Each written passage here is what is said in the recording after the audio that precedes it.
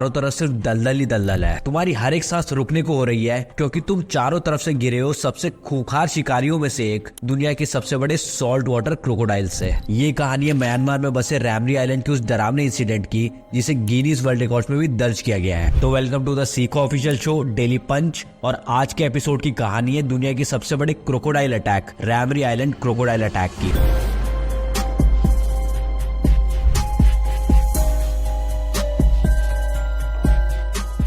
ये सब शुरू हुआ 1945 के बर्मा में। रैमरी आइलैंड, जो म्यांमार के पास एक छोटा सा आइलैंड है, वो उस वक्त ब्रिटिश और जापानीज आर्मी के बीच एक जंग का मैदान बना हुआ था। ब्रिटिश आर्मी उस आइलैंड को अपने अंडर लेना चाहती थी, लेकिन जापानीज वहां पहले से ही कब्जा करके बैठे हुए थे। अंग्रेजों ने जापानीज आर्मी को चारों तरफ से घेरने का प्लान बनाया और इसी तरह एक हफ्ते तक लड़ाई चलती रही। जापानी सोल्जर्स को समझ आने लगा था कि अब उनकी हार पक्की है। तब उन्होंने आइलैंड के अंदर मैनग्रोव के दलदल में छुपने का फैसला किया, लेकिन ये उनकी सबसे बड़ी गलती थी। मैनग्रोव के जंगल सिर्फ दलदल से नहीं बल्कि दुनिया के सबसे बड़े सॉल्ट वाटर क्रोकोडाइल से भरे हुए थे। दलदल का एरिया उस आइलैंड पे करीब 16 किलोमीटर तक फैला हुआ था, और ये एरिया इसलिए इतना खतरनाक था क्योंकि रात में यहाँ सारे जंगली जानवर एक्टिव हो जाते थे। जापानी सिपाही धीरे धीरे जंगल के अंदर घुसते गए और यहाँ उनका मौत से सामना होने वाला था। अंधेरे और घने जंगलों के बीच उन्हें पता ही नहीं चला कि कब वो दलदल में जाके घुस गए। वहाँ 20 फुट लंबे दुनिया के सबसे खतरनाक सॉल्ट वाटर क्रोकोडाइल दलदल में उनका इंतजार कर रहे थे। अंदर घुसते ही मगरमच्छों ने जापानी सोल्जर्स पे अपना तांडव शुरू किया। सोल्जर्स की हड्डियां और मांस चीरते हुए क्रोकोडाइल्स ने उस सिपाहियों को एक एक करके निगलना शुरू किया। ब्रिटिश सिपाही दूर से इस मंजर को देख रहे थे और ऑफिशियल्स बताते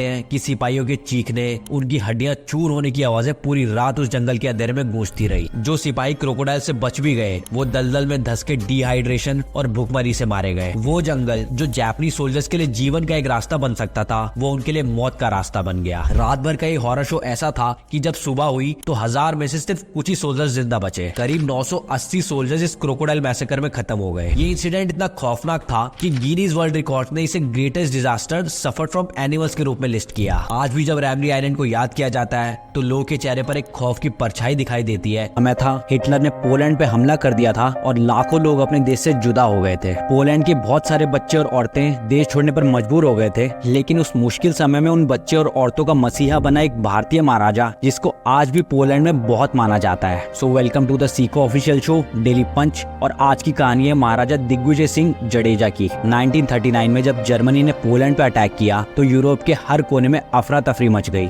लाखों पॉलिश लोग, जिसमें मासूम महिलाएं और बच्चे थे, वो अपना घर छोड़कर रेफ्यूजी बनने पर मजबूर हो गए। इन रेफ्यूजीज को एक सेफ जगह की जरूरत थी, पर यूरोप के बाकी देशों ने इन लोगों को रखने से मना कर दिया था। लेकिन उसी समय भारत में एक ऐसा राजा था जो इनके लिए एक उम्मीद की किरण बनकर आया, नवानगर का महाराजा दिग्विजय सिंह जी जडेजा। महाराजा दिग्विजय सिंह जी गुजरात के नवानगर के राजा थे और गल्फ ऑफ कच्छ के पास रहते थे। उन्होंने इस मुश्किल समय में अपने दरवाजे पॉलिश बच्चे और महिलाओं के लिए खोल दिए। महाराजा ने अपने महल में एक स्पेशल रेफ्यूजी कैंप बनवाया, जहाँ उन्होंने 1000 से भी ज्यादा पॉलिश बच्चे और महिलाओं को शेल्टर दिया और उन्हें अपने घर का हिस्सा बनाया। उन्होंने बच्चों के लिए एक स्कूल भी बनवाया जिससे उनकी लैंग्वेज और कल्चर को प्रिजर्व किया जा सके। इस स्कूल में एक पॉलिश लाइब्रेरी भी थी और पॉलिश किताबें और लिटरेचर को अवेलेबल कराया गया। पोलैंड के उन रेफ्यूजीज का इतना ध्यान रखा गया कि इवन उनके कल्चर और लैंग्वेज के हिसाब से एजुकेशन देने की फैसिलिटीज दी गई। महाराजा दिग्विजय ने पॉलिश बच्चों को यह आश्वासन तक दिया कि अब आप सब मेरी नगरी के लोग हैं और मैं आपका बापू हूँ।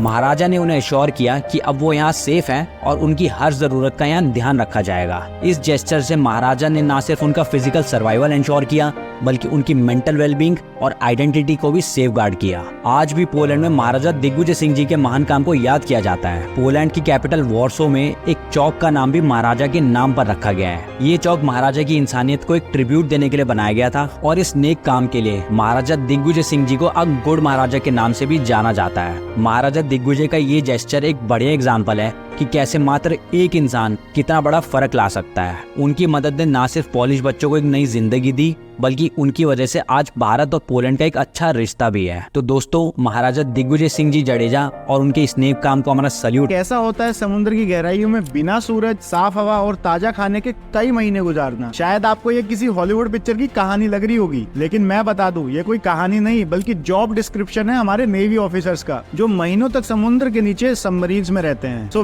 Welcome to the Seeko official show daily punch. और आज के एपिसोड में हम जानेंगे कि एक पनडुब्बी के अंदर जिंदगी कैसी होती है। देखो, एक सबमरीन अपने मिशन के अकॉर्डिंग 3-4 महीने तक बिना पानी से बाहर आए समुद्र के अंदर रह सकती है। इमेजिन करो महीनों तक एक डब्बे में बंद रहना, जहाँ सनलाइट, ताजा खाना और जमीन का नामो निशान नहीं होता। ऐसे लंबे मिशन के दौरान हमारे नेवी ऑफिसर्स का दिन शुरू तो होता है हमारी ही तरह, लेकिन सबसे पहला फर्क होता है जहाँ हम फोन लेकर आराम से कभी कभी तो घंटों तक बाथरूम में लगा देते हैं, वहीं एक सबमरीन के अंदर सिर्फ 2 बाथरूम होते हैं जिससे सारे जवान और ऑफिसर्स बारी बारी से यूज करते हैं। सबमरीन के अंदर बाथरूम में आपको 2 से 3 मिनट से ज्यादा का टाइम नहीं मिलता। अगर मुंह भी धोना हो तो उसके लिए पानी की सप्लाई लिमिटेड दी जाती है। बिना सनलाइट के इस डिम लाइटिंग वाली सबमरीन में फिर बारी आती है खाने की। अब समुद्र के अंदर कोई सुपरमार्केट तो होता नहीं है और कई ऐसे मिशन होते हैं जिनमें कई महीनों तक सबमरीन को पानी के सरफेस पे नहीं ला सकते। तो ऐसे मिशन में सबमरीन में खाना, राशन पहले से ही स्टॉक कर दिया जाता है। जो खाना जल्दी खराब होने वाला होता है उसे पहले खाया जाता है। खाने की सप्लाई इतनी लिमिटेड होती है कि एक मील की क्वांटिटी को कैलकुलेट करके ही खाया जाता है। ये ना करने से मिशन के बीच में ही खाना खत्म हो सकता है और दुश्मन से पहले भूख आपको मार सकती है। इसके बाद अगला चैलेंज आता है कि एक सबमरीन में खाना तो लाया जा सकता है, लेकिन महीनों लंबे मिशन के लिए कितना साफ पानी स्टोर कर लोगे। देखो, पानी की वजह से सबमरीन का वेट ज्यादा हो सकता है, इसलिए उसको स्टॉक करने की बजाय समुद्र के पानी को ही डिसैलाइन करके यूज किया जाता है। एक सबमरीन पे सारे ऑफिसर्स की शिफ्ट डिसाइडेड होती है जो कभी भी 6 से 8 घंटों तक चल सकती है। सबमरीन में हर एक सेकंड कोई ना कोई ऑफिसर ऑन ड्यूटी रहना बहुत जरूरी है। उनकी work shifts on off basis पे होती है, मतलब एक ऑफिसर्स का ग्रुप शिफ्ट पे है तो दूसरे ऑफिसर्स का टाइम ऑफ होगा और ऐसे ही ये साइकिल चलती रहती है जिससे कि हर समय सबमरीन को ऑपरेशनल रखा जा सके। यही नहीं, जब ऑफिसर्स अपने टाइम ऑफ पे होते हैं